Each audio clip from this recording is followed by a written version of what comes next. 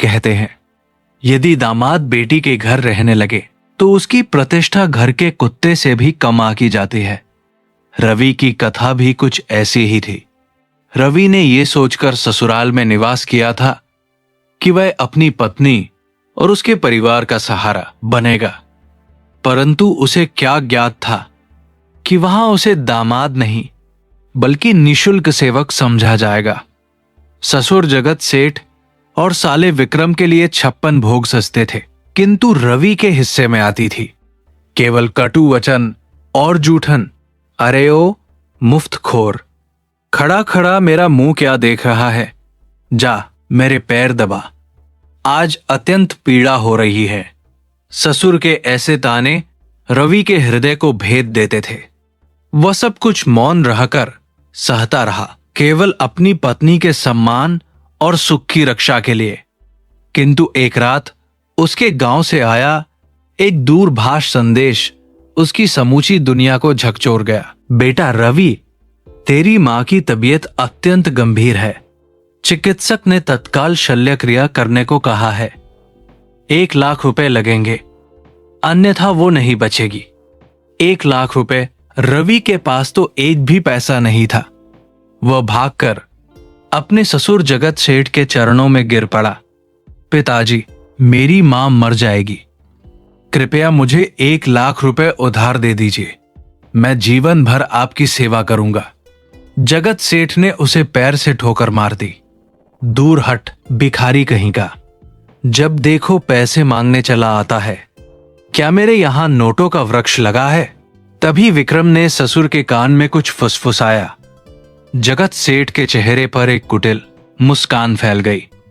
उसने कहा, ठीक है, धन मिल जाएगा, पर एक शर्त है। जगत सेठ ने अपना गंदा जूता रवि के सामने बढ़ाते हुए कहा, यदि तू अपनी जीभ से मेरा जूता साफ कर दे तो मैं इसी क्षण तुझे 1 लाख रुपए दे दूंगा।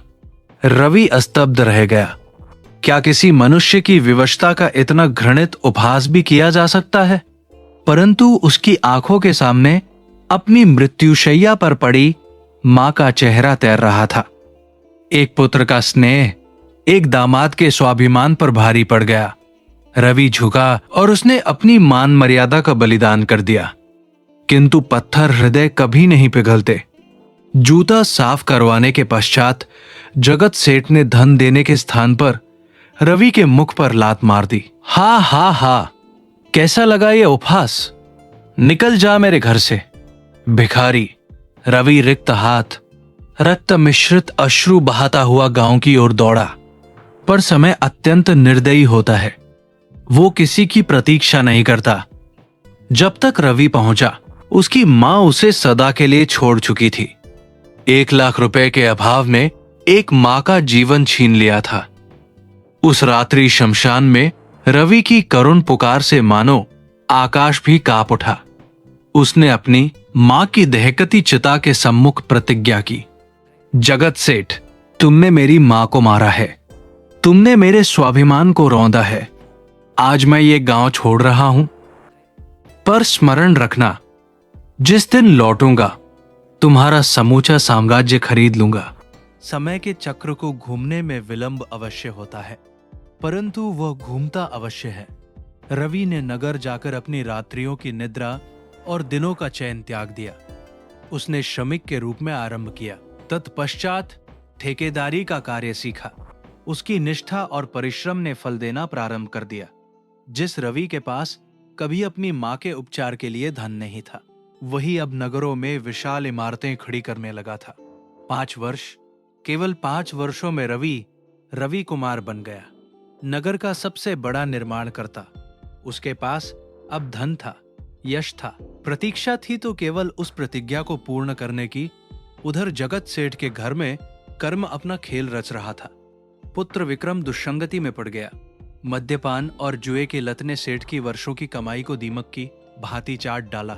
ऋण इतना बढ़ गया कि साहूकार घर पर आ पहुंचे। सेठ, यदि कल तक 5 करोड़ रुपए ना मिले तो इस हवेली की नीलामी कर दी जाएगी। जगत सेठ का अहंकार अब भय में परिवर्तित हो चुका था और वह अशुभ दिन भी आ पहुंचा। जिस हवेली पर जगत सेठ को गर्व था, आज वहां ढोल बज रहा था। सुनो सुनो, जगत सेठ की हवेली नीलाम होने जा रही है। नीलामी आरंभ हुई। ग्रामवासी जो कभी सेठ के समक्ष मस्तक झुकाते थे, आज दर्शक बनकर खड़े थे। सेठ की आंखों से अश्रु नहीं। व्यापारी ने बोली लगाई, 2 करोड़। सेठ का पुश्तैनी घर मानो कौड़ियों के मूल्य पर बिक गया। विक्रम सिर पकड़कर भूमि पर बैठ गया। नीलामी समाप्त होने ही वाली थी कि तभी मानो एक तूफान आ पहुंचा। धूल उड़ाती हुई काली गाड़ियों का काफिला हवेली के द्वार पर आकर रुक गया। वही द्वार जहां से 5 वर्ष पूर्व रवि को लात मारकर निकाल दिया गया था। आज वहीं एक चमचमाती गाड़ी का द्वार खुला। सबसे पहले बाहर प्रकट हुए वे काले जूते और फिर उतरा रवि। वही घर जमाई, परंतु आज उसकी आंखों में विवशता नहीं, राजसी तेज था। सुसज्जित परिधान, नेत्रों पर काला चश्मा और मुखमंडल पर विजयी मुस्कान। जगत सेठ और विक्रम की आंखें विस्फारित रह गईं। ये तो रवि है। यह व्यक्ति आज सिंह के समान कैसे लौट आया? रवि ने नीलामी के मध्य अपनी वाणी ऊंची की। 5 करोड़। क्षण भर में सन्नाटा छा गया। जो घर 2 करोड़ में भी नहीं बिक रहा था, 2, 3, ये हवेली अब रवि कुमार की हुई। हथौड़े की ध्वनि ने मानो जगत सेठ के वक्ष पर प्रहार कर दिया। रवि धीमे धीमे अपने ससुर की ओर अग्रसर हुआ। 5 वर्ष पूर्व जिस स्थान पर वह विनती कर रहा था, आज उसी स्थान पर वह स्वामी बनकर खड़ा था। जगत सेठ कांपते हुए रवि के चरणों में गिर पड़ा। बेटा, मुझे क्षमा कर दो, हमें घर से मत निकालो। हम कहाँ जाएंगे? रवि ने उन्हें उठाया नहीं, केवल शीतल स्वर में कहा, सेठ जी, क्या आपको वो दिन स्मरण है जब आपने अपनी जूती पर मेरी नाक रगड़वाई थी? आज उस 1 लाख के ऋण का प्रतिदान में 5 करोड़ देकर कर रहा हूं। सबको लगा कि रवि उन्हें धक्का देकर बाहर निकाल देगा, परंतु रवि ने मंद मुस्कान के साथ कहा, मैं आपको घर से नहीं निकालूंगा। ससुर जी, आप इसी घर में रहेंगे। रवि ने कहा, आप यहां रहेंगे, परंतु स्वामी बनकर नहीं, चौकीदार बनकर। और आपका पुत्र विक्रम इस घर का माली होगा। जिस कोठरी में कभी रवि रात्रियों में विलाप करता था, आज उसी कोठरी में जगत सेठ और उसका पुत्र अपना सामान रख रहे थे। समय ने समस्त लेखा जोखा समान कर दिया था। अब प्रातः काल का दृश्य परिवर्तित हो चुका था। विक्रम झाड़ू लगाता और जगत सेठ द्वार खोलता। जब रवि की गाड़ी बाहर निकलती तो उन्हें झुककर अभिवादन करना पड़ता। उन्हें वही रूखी सूखी रोटी प्राप्त होती जो कभी वे रवि को दिया करते थे। प्रत्येक ग्रास को कंठ से नीचे उतारना उनके लिए दुष्कर हो रहा था। अब उन्हें भली भांति अनुभूति हो रही थी कि अपमान का स्वाद कैसा होता है। एक दिन रवि ने जगत सेठ को बुलवाया। उसने अपना पैर आगे बढ़ाया। सेठ कांप उठा। उसे लगा कि आज रवि भी उससे वही कराएगा। जूता साफ।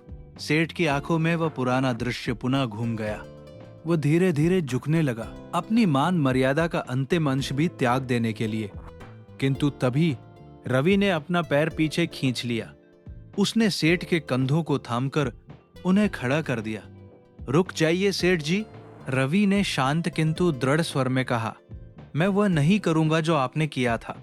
यदि मैं भी राक्षस बन जाऊं तो मेरी परवरिश और आपके अहंकार में क्या अंतर रह जाएगा? मैंने यह सब आपको अपमानित करने के लिए नहीं, बल्कि अनुभूति कराने के लिए किया था, ताकि आप समझ सके कि दरिद्रता और विवशता का उपहास नहीं करना चाहिए। दूर खड़ा विक्रम भी दौड़कर आया और रवि के चरणों में गिर पड़ा। जीजा जी, हमें क्षमा कर दीजिए। हम अंधे हो गए थे।